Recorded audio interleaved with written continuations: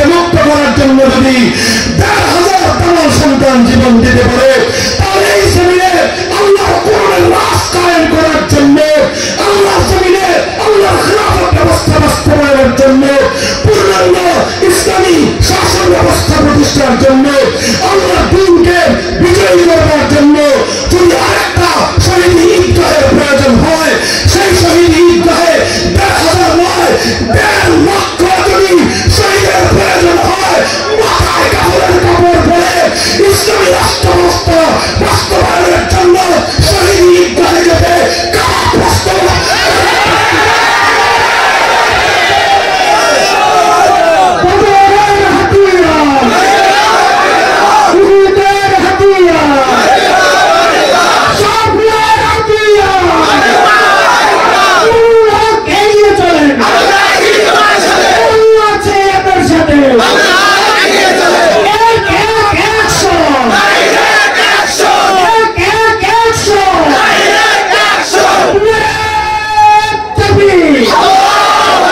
السلام عليكم ورحمة الله.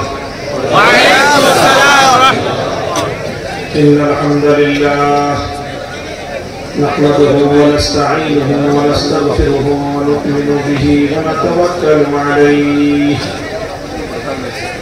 ونشهد أن لا إله إلا الله وحده لا شريك له ونشهد أن سيدنا ومولانا محمدا عبده ورسوله صلى الله تعالى عليه وعلى آله وأصحابه وبارك وسلم تسليما كثيرا. أما بعد فأعوذ بالله من الشيطان الرجيم. بسم الله الرحمن الرحيم. اليوم أكملت لكم دينكم وأتممت عليكم نعمتي ورضيت لكم الإسلام دينا. بارك الله لنا ولكم في القرآن العظيم ونفعنا وإياكم بالآيات والذكر الحكيم. اللهم صل على محمد وعلى آل محمد كما صليت على إبراهيم وعلى آل إبراهيم إنك حميد مجيد. اللهم بارك على محمد وعلى آل محمد كما باركت على إبراهيم وعلى آل إبراهيم إنك حميد مجيد.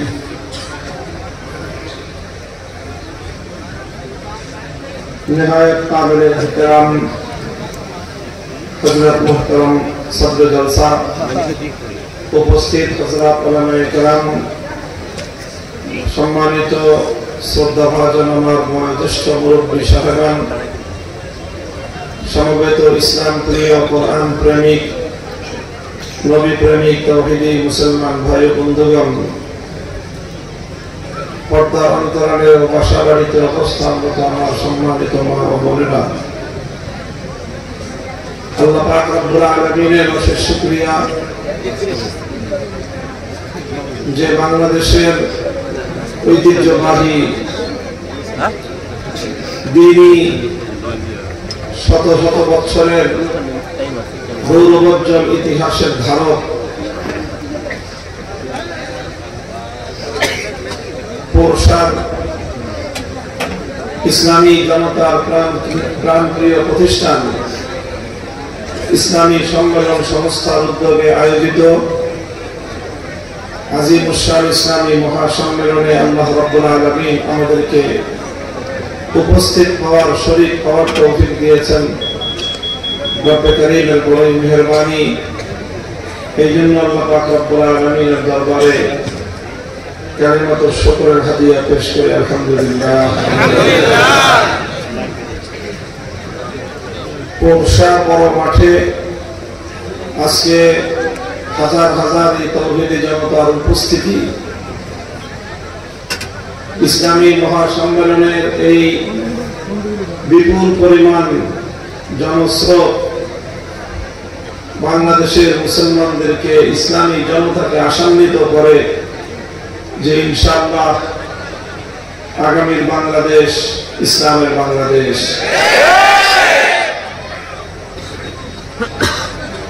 আমরা আল্লাহ পাক রব্বুল আলামিনের দরবারে শুকরিয়া আদায় করার পাশাপাশি প্রত্যয় এবং অঙ্গীকার ব্যক্ত করতে চাই যে ইনশাআল্লাহ আমরা ইসলামের স্বার্থকে অন্য সকল কিছুর উপর অগ্রাধিকার দিব এবং প্রাধান্য দেব ইনশাআল্লাহ। দীর্ঘ সময় পর্যন্ত আপনারা দেশের বরেণ্য উলামায়ে কেরামের কাছ থেকে মূল্যবান আলোচনা শুনেছেন। শেষ দিকে আমি আপনাদের সম্মুখে উপবিষ্ট হয়েছি কিছু কথা বলার জন্য। কোরআনে কারীমের সূরাতুল মায়েদার 6 নম্বর আয়াতের অংশবিশেষ আমি তেলাওয়াত করেছি। আয়াতে কারীমাকে সামনে রেখে কিছু আলোকপাত আমি আপনাদের সম্মুখে করব। অনুরোধ থাকবে আপনাদের সকলের প্রতি যে একটু ধৈর্য ধারণ করে আলোচনা মনোযোগ দিয়ে শুনবার এবং বুঝবার চেষ্টা করবেন। দোয়া করবেন আল্লাহ রাব্বুল আলামিন যেন আমাকে আপনাদের জন্য প্রয়োজনীয় উপকারী কিছু কথা বলার তৌফিক দান করেন। যারা এই মাহফিলের বিভিন্ন ভাবে রেকর্ড করছেন, ধারণ করছেন, সাধারণ শ্রোতাদের মনোযোগ বিঘ্নিত হয় এমন কোনো কাজ করবেন না। ড্রোন ক্যামেরা স্টেজের সামনে আলো রাখবেন না কেউ। মুহতারাম হাজিরিন, আমি আপনাদের সম্মুখে কোরআনে কারীমের সূরাতুল মায়েদার 6 নম্বর আয়াতটি তেলাওয়াত করেছি। আমার তেলাওয়াতকৃত আয়াতের মধ্যে আল্লাহ পাক রব্বুল আলামিন ইসলামের একটি অন্যতম বৈশিষ্ট্যের কথা বর্ণনা করেছেন, যেটি উম্মতে মুহাম্মাদিয়ার জন্য অনেক বড় একটি গৌরব। হাদিসের মধ্যে এসেছে খলিফাতুল মুসলিমিন ওমর ফারুক রাদিয়াল্লাহু তাআলা আনহুর যুগে একদল ইহুদি এসে ওনার কাছে মন্তব্য করলেন যে, হে খলিফা, আপনাদের ধর্মের কিতাব কোরআনে কারীমের মধ্যে এমন একটি আয়াত আল্লাহ পাক নাযিল করেছেন, লাউ নাযালাত আলাইনা মাশারাল ইয়াহুদ লাত্তাখাযনা যালিকা ইয়াওমা ঈদা। সেই আয়াতটি যদি আমাদের ধর্মের কিতাব তাওরাতের মধ্যে আল্লাহ পাক নাযিল করতেন, তাহলে আমরা ইহুদিরা এতই আনন্দিত হতাম, আমরা এতটাই গৌরবান্বিত হতাম যে ওই আয়াতটি নাযিল হওয়ার দিবসকে আমরা আমাদের ধর্মের জাতীয় উৎসবের দিবস হিসেবে আমরা উদযাপন করতাম। হযরত ওমর জিজ্ঞাসা করলেন কোন আয়াত? তখন তারা কোরআনে কারীমের সূরাতুল মায়েদার 6 নম্বর আয়াতের কথা বলল, যে আয়াতটি আল্লাহ রাব্বুল আলামিন আল্লাহ নবীর 23 বছরের নবুয়তের জিন্দেগীর সবচেয়ে গৌরবজনক সময়, সবচেয়ে আনন্দঘন সময়, সবচেয়ে একটি উদ্ভাসিত সময়ে আল্লাহ রাব্বুল আলামিন তার প্রিয় নবীর উপর এই আয়াতটি অবতীর্ণ করেছেন। বিদায় হজের সফরে জিলহজ মাসের 9 তারিখ আরাফার ময়দানে আল্লাহ নবী যখন ওকুফ করতেছিলেন, ওই সময়ে সহস্র সাহাবায়ে কেরামের বিরাট মজমা নিয়ে আল্লাহ নবী তার জীবনের স্বর্ণালী সময় এবং মুহূর্তগুলো অতিক্রম করছিলেন। ঠিক এমন এক সোনালী মুহূর্তে আল্লাহ পাক কোরআনের এই আয়াতটি নাযিল করেছিলেন। এই আয়াতের তাৎপর্য আজ হয়তো মুসলমানরা ভুলে গেছে, অথবা মুসলমানরা বিস্মৃত হয়ে গিয়েছে, মুসলমানরা খেয়াল করে নাই। মুসলমানরা এই আয়াতের তাৎপর্য না বুঝলে কি হবে? মুসলমানদের দুশমন ইহুদিরা কিন্তু প্রথম দিন থেকেই বুঝেছিল। দুঃখ এই জায়গায় মুসলমানরা ইসলামের দাম বুঝলো না, বুঝলো ইহুদি খ্রিস্টানরা। তবে ইহুদি খ্রিস্টানরা ইসলামের শ্রেষ্ঠত্ব এবং ইসলামের গুরুত্বের জায়গাগুলো উপলব্ধি করেছে ঠিক, বুঝতে পেরেছে ঠিক, কিন্তু এটার দ্বারা তারা নিজেরাও উপকৃত হয় নাই, দুনিয়াবাসীকে উপকার করে নাই, বরং ইসলামের গুরুত্বপূর্ণ তাৎপর্যের জায়গাগুলো তারা বুঝে বুঝে সেই জায়গাগুলোকে টার্গেট করে তারা ষড়যন্ত্রের জাল বিস্তার করেছে। আর দুঃখ লাগে কপাল পড়া ওই সকল মুসলমানদের জন্য যারা বুঝে না বুঝে ইহুদি এবং খ্রিস্টানদের ষড়যন্ত্রের সেই জালে আটকা পড়েছে, মুসলমান হয়ে ইসলামের বিপক্ষে তারা মাঠে অবতীর্ণ হয়েছে। মুহতারাম হাজিরিন, কোরআনে কারীমের এই আয়াত নিয়ে ইহুদিরা কেন এমন অভূতপূর্ব অভিব্যক্তি তারা কেন ব্যক্ত করলো, এই আয়াতের মধ্যে আল্লাহ পাক রব্বুল আলামিন এমন কি বলেছেন? প্রশ্নের জবাব হলো এই আয়াতের মধ্যে আল্লাহ পাক রব্বুল আলামিন ইসলাম সম্পর্কে একটা ঘোষণা দিয়েছেন। আল-ইয়াওমা আকমালতু লাকুম দীনাকুম ওয়া আতমামতু আলাইকুম নি'মাতি ওয়া রাদিতু লাকুমুল ইসলাম দীনা।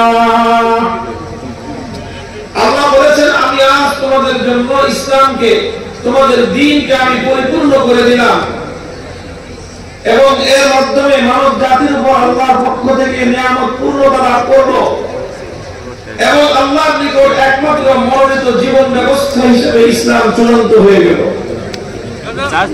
মুহতারাম হাজিরিন, কোরআনে কারীমের এই আয়াতের মূল কথাই হলো যে ইসলামের শ্রেষ্ঠত্ব আল্লাহ পাক বর্ণনা করেছেন এই আয়াতের মধ্যে।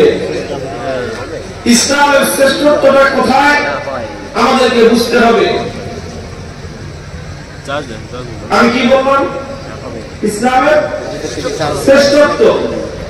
আমরা সকলেই জানি যে ইসলাম সর্বশ্রেষ্ঠ ধর্ম। কথা বলেন, ইসলাম সর্বশ্রেষ্ঠ ধর্ম। ইসলামের শ্রেষ্ঠত্বটা কোথায়? ইসলামের শ্রেষ্ঠত্বটা হলো অনেক কিছুর মধ্যেই নিহিত, তবে সবচেয়ে বেশি, সবচেয়ে বড় যেই কারণে ইসলাম শ্রেষ্ঠ, আর সবচেয়ে বড় কারণ হলো ইসলাম পূর্ণাঙ্গ। ইসলাম শ্রেষ্ঠ কি কারণে? কথা বলেন। ইসলাম শ্রেষ্ঠ কি কারণে? প্রত্যেকটা মানুষ এই জবাবটা দিতে হবে। এই যত লক্ষাধিক মানুষের মজমা, ইসলাম শ্রেষ্ঠ কি কারণে? ইসলাম শ্রেষ্ঠ কি কারণে? ইসলাম পূর্ণাঙ্গ জীবন বিধান, এই জন্যই ইসলাম শ্রেষ্ঠ। বলবেন, হুজুর এই কথাটা আপনি আমাদেরকে দিয়ে বারবার কেন বলাচ্ছেন? এজন্যই বলাচ্ছি কারণ এই জায়গাটাতেই ইসলামের দুশমনরা বারবার মুসলমানদের উপর আক্রমণ পরিচালনা করেছে। আজও উম্মতে মুহাম্মাদিয়ার এই জায়গাটাতে ইসলামের পূর্ণাঙ্গতার উপরেই ইহুদি খ্রিস্টানদের পক্ষ থেকে, পশ্চিমা সভ্যতার পক্ষ থেকে ইসলাম বিরোধী সকল মতবাদগুলো ঐক্যবদ্ধ হয়ে ইসলামের পূর্ণাঙ্গতার উপর আক্রমণ পরিচালনা করতে চায়। যেহেতু হামলা এখানে, যেহেতু ওদের টার্গেট এখানে, যারা ইসলামকে ভালোবাসে, যারা ইসলামকে মহব্বত করে, যারা ইসলামকে নিজেদের জীবনের চেয়ে বেশি ভালোবাসে, তাদের দায়িত্ব এবং কর্তব্য হলো ইসলামের পূর্ণাঙ্গতার উপর যা আঘাত করতে চায় সেগুলো ভেঙে গুড়িয়ে দিতে হবে, ভেঙে গুড়িয়ে দিতে হবে।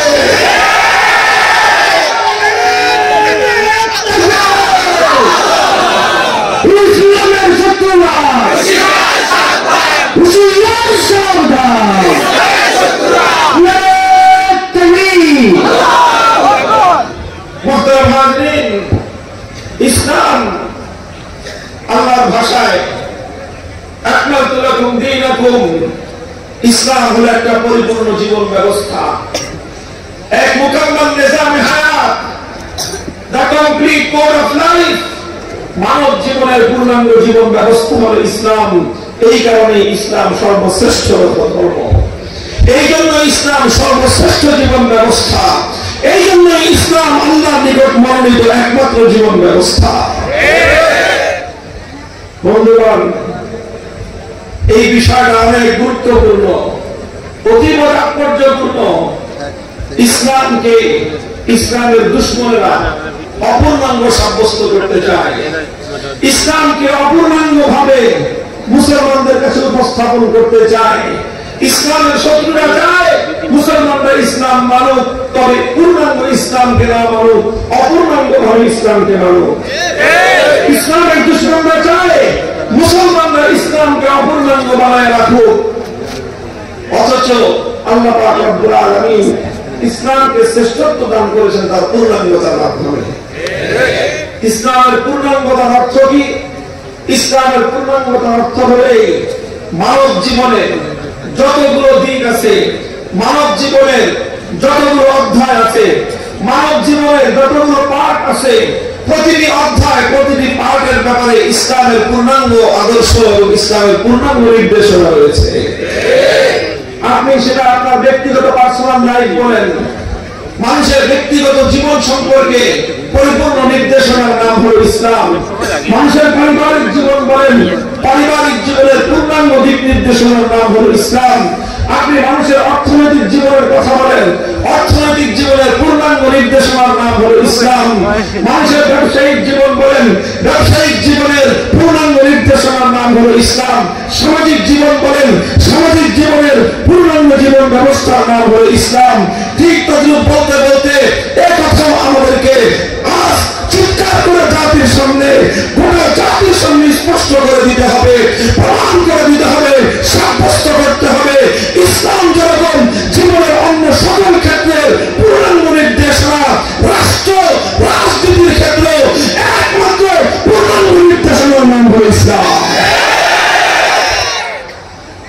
যারা ইসলামের এই সকল অধ্যায়গুলো থেকে, ইসলামের এই সকল বিভাগগুলো থেকে যে কোনো একটি বিভাগকে ইসলাম থেকে মাইনাস করতে চায়, তারা প্রকৃত অর্থে ইসলামের বন্ধু হতে পারে না, তারা ইসলামের চরম দুশমন।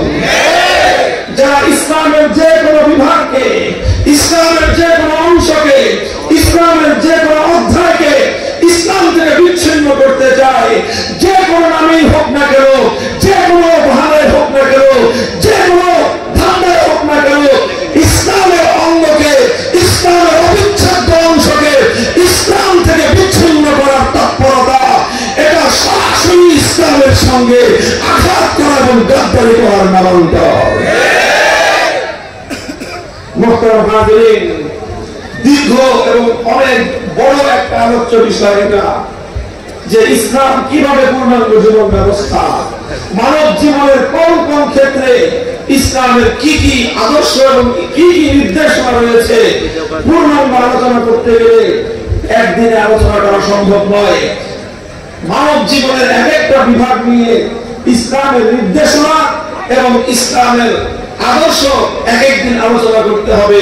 অনেকগুলো আলোচনার বিষয়বস্তু আলোচনা করার পর পূর্ণাঙ্গ হতে পারে এই আলোচনাটা। আমি আজকে ছোট্ট এই আলোচ্য বিষয়কে আজকের ছোট্ট পরিসরে অল্প সময়ে আমি ইসলামের সকল বিভাগ নিয়ে আলোচনা করার প্রয়াস পাবো না, তবে একটা বিভাগ নিয়ে শুধুমাত্র আলোচনা করব, কারণ এই বিভাগটা ইসলামের মধ্যে সবচেয়ে বেশি মজলুম। এই অংশটা ইসলামের সবচেয়ে বেশি মজলুম। ইসলামের দুশমনদের সবচেয়ে বেশি হামলা ইসলামের এই অংশটার উপর, ইসলামের এই বিভাগটার উপর।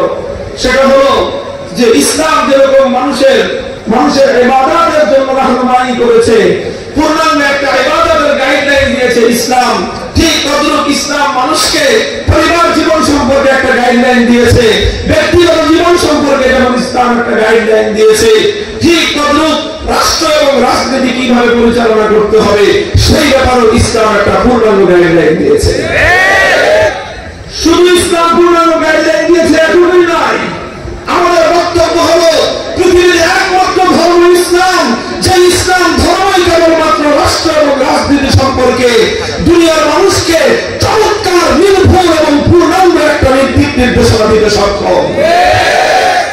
আলহামদুলিল্লাহ, দুর্ভাগ্যজনকভাবে ইসলামের দুশমনরা তারা ইসলামকে রাষ্ট্র এবং রাজনীতি থেকে বিচ্ছিন্ন করার অশুভ উপায় তারা পরিচালনা করে ইসলামকে মানুষের জীবনের সর্ববৃহৎ পরিসর রাষ্ট্র এবং রাজনীতি থেকে বিচ্ছিন্ন করে রাখার এক দূরভিসন্ধি নিয়ে তারা মুসলমানদের বিরুদ্ধে সারাশি অভিযান পরিচালনা করে চলেছে। তাই আজ দুনিয়াব্যাপী, সারা পৃথিবীব্যাপী মুসলমানদের একটা জাগরণ প্রয়োজন, মুসলমানদের একটা জাগরণ প্রয়োজন, মুসলমানদের সচেতন হওয়া প্রয়োজন। সারা দুনিয়া জুড়ে নতুন প্রজন্মের তরুণ এবং যুবক মুসলমানদের আজ নতুন যুদ্ধের রহমান বসানো, ইসলামকে রাষ্ট্র এবং রাজনৈতিক ক্ষেত্রে বিজয়ী আদর্শ হিসেবে প্রতিষ্ঠা করতে হবে।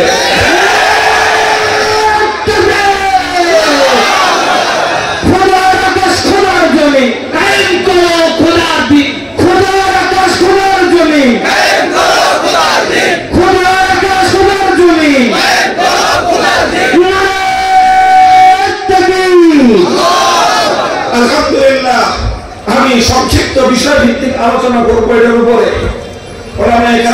এখানে আমার ছাত্র বন্ধুরা আছেন, বিশেষ করে তরুণ এবং যুবক ভাইদেরকে আমি লক্ষ্য করে বলবো, মনোযোগ সহকারে আমি কয়েকটা পয়েন্ট ভিত্তিক আলোচনা করব। আমার পয়েন্টগুলো আপনারা মনোযোগ দিয়ে একটু গভীরভাবে নোট করবেন। এটা আপনাদের জীবন চলার পথে আপনাদের আদর্শকে জাতির সামনে প্রমাণভাবে উপস্থাপন করার জন্য সহায়ক হবে ইনশাআল্লাহ আজিজ। স্লোগান হবে, চেতনার কথা আসবে, জাগরণের কথা আসবে, তবে আগে বিষয়টা বুঝে নিতে হবে। কথা বলেন ঠিক কিনা? ইনশাআল্লাহ প্রস্তুত আছেন তো? বন্ধুগণ, ইসলামের রাষ্ট্র এবং রাজনৈতিক বন্দোবস্ত সম্পর্কে সর্বপ্রথম ইসলামের দুশমনদের পক্ষ থেকে একটা অভিযোগ উত্থাপন করা হয়, একটা প্রশ্ন উত্থাপন করা হয়। আমি প্রথমে সেই প্রশ্নটা উত্থাপন করছি, তারপরে সেই প্রশ্নের জবাব আলোচনা করব। এর মাধ্যমে আমাদের পূর্ণাঙ্গ বিষয়টা আপনাদের সামনে পরিষ্কার হয়ে যাবে ইনশাআল্লাহ আজিজ। প্রশ্নটা হলো এই, অনেকেই বলতে চায় কি যে যদি আমরা মুসলমান যারা আমরা ইসলামের অনুসারী, মুসলমানরা যদি ইসলাম ধর্ম অনুযায়ী রাষ্ট্র এবং রাজনীতিকে পরিচালনা করতে চাই, তাহলে তো একইভাবে এই দেশে অন্যান্য ধর্মের লোকজন বসবাস করে। কথা বলে ঠিক না? তো যত ধর্মের লোকেরা বসবাস করে, যদি ইসলাম ধর্মের অনুসারীরা রাষ্ট্রকে তাদের ধর্ম অনুযায়ী পরিচালনা করতে চায়, প্রশ্ন হলো তাহলে সেক্ষেত্রে তো অন্যান্য ধর্মের লোকেরাও নিজ নিজ ধর্ম অনুযায়ী রাষ্ট্রকে পরিচালনা করতে চাইবে। কথা ঠিক? প্রশ্নটা বুঝে আসছে? মুসলমান যদি রাষ্ট্রকে ইসলাম অনুযায়ী চালাতে চায়, তাহলে হিন্দু ব্যক্তি কি চাবে? রাষ্ট্রকে হিন্দু ধর্ম অনুযায়ী চালাতে চাবে। বৌদ্ধ কি চাবে? খ্রিস্টান কি চাবে? ইহুদি কি চাইবে? তবে প্রত্যেক ধর্মাবলম্বী যদি একটা রাষ্ট্রকে নিজ নিজ ধর্ম অনুযায়ী পরিচালনা করতে চায়, তখন ধর্মগুলোর মধ্যে, প্রত্যেক ধর্মাবলম্বীদের মধ্যে পরস্পর একটা সংঘাত এবং লড়াই বাঁধবে। কি বাঁধবে না? লড়াই বাঁধবে।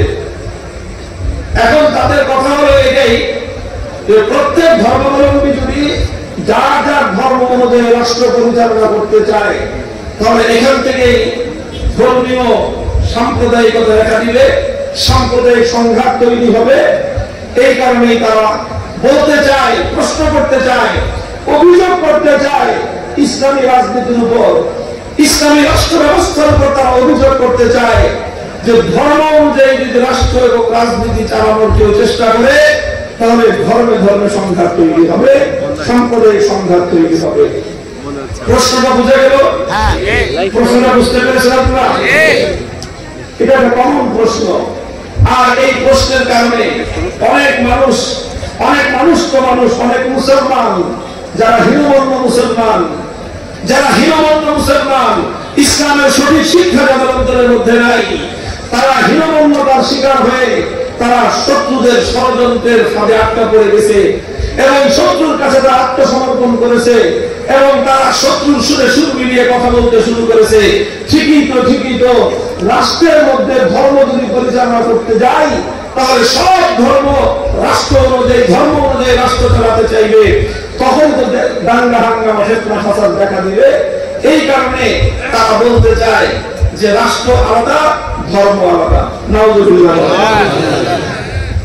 এটা একজন হিন্দু এর কথা বলতে পারে, একজন বৌদ্ধ এর কথা বলতে পারে, রাষ্ট্র আলাদা ধর্ম আলাদা। একজন খ্রিস্টান এর কথা বলতে পারে, রাষ্ট্র আলাদা ধর্ম আলাদা। একজন হিন্দু এর কথা বলতে পারে, রাষ্ট্র আলাদা ধর্ম আলাদা। কিন্তু মুসলমান যদি ইসলামকে বুঝে থাকে, ইসলামকে বিশ্বাস করে থাকে, সে কোনদিন এইরকম কুফরি কথা কোন মুসলমান বলতে পারে না। কেউ প্রশ্ন করবেন যে হিন্দু যদি বলতে পারে রাষ্ট্র এবং ধর্ম আলাদা আলাদা, বৌদ্ধ আর খ্রিস্টান যদি বলতে পারে রাষ্ট্র এবং ধর্ম আলাদা, তাহলে মুসলমান রাষ্ট্র এবং ধর্ম আলাদা বলতে গেলে কেন এটা কুফরি হয়ে যাবে? ঘটনাটা কি ভাই? এই জায়গাটাতেই আমাদের সূক্ষ্ম পার্থক্যটা বোঝার বিষয়। পার্থক্যটা হলে আমি বিশেষ করে সকল মুসলমানদেরকে সম্বোধন করে বলতে চাই, হে আমার মুসলিম ভাইরা, তোমরা হয়তো দুনিয়ার অনেক উচ্চ শিক্ষা অর্জন করেছো, কিন্তু পরাক্রম এবং দুর্ভাগ্য আমাদের যে আমাদের উচ্চ মেধাবী এবং মেধা সম্পন্ন, উচ্চ ডিগ্রি সম্পন্ন, উচ্চ শিক্ষিত নামধারী অধিকাংশ মুসলমান তারা ইসলাম সম্পর্কে সঠিক জ্ঞান অর্জন করে না। ইসলাম সম্পর্কে সঠিক জ্ঞান থেকে বঞ্চিত থাকার কারণে আজ তারা শত্রুর এই জাতীয় প্রশ্নের সামনে হতবিহ্বল হয়ে পড়ে, হীনমন্য হয়ে পড়ে, শেষ পর্যন্ত শত্রুর সামনে তারা মাথা নত করে দেয়, আত্মসমর্পণ করে দেয়। যে সকল মুসলমানরা ইসলাম সম্পর্কে এই জাতীয় অবাঞ্ছিত প্রশ্ন শুনে যারা তোমরা হীনমন্য হয়ে যাও, শত্রুর সামনে মাথা নত করে দাও, এটা তোমার অজ্ঞতা এবং মূর্খতার ফলাফল, এটা ইসলামের ব্যর্থতা নয়।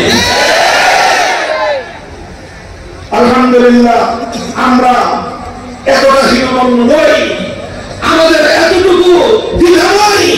আমরা বুক ফুলিয়ে তাম পৃথিবীর জাতি ধর্ম বর্ণ নির্বিশেষে 700 কোটি মানুষের সামনে চ্যালেঞ্জ করে বলতে পারি, আল্লাহর জমিনে একবিংশ শতাব্দীতে পৃথিবীতে গোটা বিশ্ব মানব সভ্যতাকে শান্তি দেওয়ার মতো কোন রাষ্ট্র ব্যবস্থা, কোন রাজনৈতিক ব্যবস্থা যদি থেকে থাকে, একমাত্র ব্যবস্থার নাম হল ইসলাম। মোহতারাম হাজিরিন, আমি সংক্ষেপে ওই প্রশ্নের উত্তর আলোচনা করব, যে প্রশ্নের কারণে অধিকাংশ অনেক মুসলমান তারা হীনমন্যতার শিকার হয়ে শত্রুদের কাছে আত্মসমর্পণ করে বসে, বিধর্মীদের কাছে, ইহুদি খ্রিস্টানদের কাছে যারা আত্মসমর্পণ করে বসে, তাদের প্রশ্নের জবাব আমি দিতে চাই। বন্ধুগণ, প্রশ্নটা কি ছিল মনে আছে আপনাদের? প্রশ্নটা ছিল, যদি মুসলমানরা রাষ্ট্রকে ইসলাম ধর্ম অনুযায়ী পরিচালনা করতে চায়, তাহলে অন্যান্য সব ধর্মাবলম্বী নিজ নিজ ধর্ম অনুযায়ী রাষ্ট্র চালাতে চাইবে। কথা বলেন ঠিক না? তখনই তো রাষ্ট্রের মধ্যে আন্তঃধর্মীয় সংঘাত তৈরি হবে। এটা ছিল প্রশ্ন। এই প্রশ্নের স্পষ্ট জবাব হলো, ভাই দেখেন, আমাদের পর্যালোচনা, ধর্ম সম্পর্কে আমাদের যতটুকু গবেষণা, ধর্ম সম্পর্কে আমাদের যে অ্যানালাইসিস, সেটা হলো সব ধর্মগুলোই কোন না কোন যুগে আল্লাহর পক্ষ থেকে, আসমান থেকে এই জমিনের মানুষের জন্য অবতীর্ণ হয়েছে। তবে সেই ধর্মগুলো কাল পরিক্রমায় পরিবর্তন হয়ে গিয়েছে, বিকৃতির শিকার হয়ে গিয়েছে। একমাত্র ধর্ম যেটা আল্লাহ যেইভাবে দুনিয়াতে পাঠিয়েছেন আজ পর্যন্ত সেটা সংরক্ষিত আছে, কিয়ামত পর্যন্ত সংরক্ষিত থাকবে, এমন একমাত্র ধর্মের নাম হল ইসলাম। অন্যান্য ধর্মগুলো, হিন্দু বলেন, বৌদ্ধ বলেন, ইহুদি বলেন, খ্রিস্টান বলেন, পৃথিবীতে এই মৌলিক এই 4টা ধর্ম ইসলামের বাইরে, এই ধর্মগুলো সম্পর্কে স্পেসিফিক ভাবে সুনির্দিষ্টভাবে আমরা বলতে পারি, এই ধর্মগুলো ছিল প্রাচীনকালের জন্য আল্লাহর পক্ষ থেকে মনোনীত ধর্ম। এর কোনটাই আধুনিক যুগের জন্য আল্লাহর পক্ষ থেকে ধর্ম নয়। আধুনিক যুগের জন্য একমাত্র ধর্ম হল ইসলাম। সুতরাং যে ধর্মগুলোকে আল্লাহ পাক রব্বুল আলামিন প্রাচীনকালের জন্য পাঠিয়েছিলেন, সেই ধর্মগুলোর মধ্যে আল্লাহ পাক প্রাচীনকালের সমস্যার সমাধান রেখেছিলেন। আর যেই ধর্মটাকে আল্লাহ পাক আধুনিক যুগের জন্য পাঠিয়েছেন, সেই ধর্মের মধ্যে কেবলমাত্র আধুনিক যুগের সমস্যার সমাধান আছে। এই কারণেই আধুনিক যুগের সমস্যার সমাধান ইসলামের মধ্যে আছে, আধুনিক যুগের সমস্যার সমাধান হিন্দু ধর্মের মধ্যে নাই, আধুনিক যুগের সমস্যার সমাধান বৌদ্ধ ধর্মের মধ্যে নাই, আধুনিক যুগের সমস্যার সমাধান ইহুদি বা খ্রিস্টান ধর্মের মধ্যে নাই। যদি আপনি আমার কাছে এই কথার প্রমাণ জানতে চান, আমি উদাহরণস্বরূপ এক দুইটা প্রমাণ আলোচনা করতে পারি। মুহতারাম হাজিরিন, আমার মূল কথা হলো যে